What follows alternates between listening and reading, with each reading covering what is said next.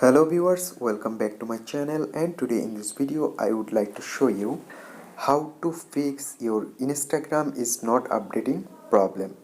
So let's begin our video. So first you need to open your Play Store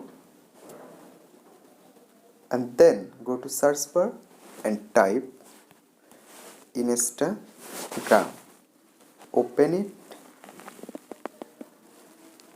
again open it, and now there you can see option update. But when I go for update, then my Instagram is not updated. And how can I solve this problem? So for that you need to go your phone settings, then you need to find out apps or apps management option. I just find my apps, open it, then go to manage apps, then go to search bar and type Instagram, open it, then on the bottom you can see an option clear data. Select it, then you need to clear cache.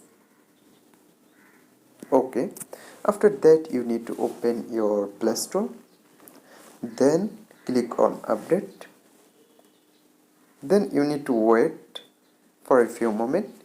Now you can see your Instagram going for updating.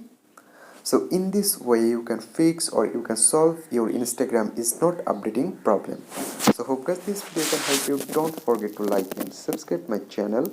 Thank you everyone for watching this video.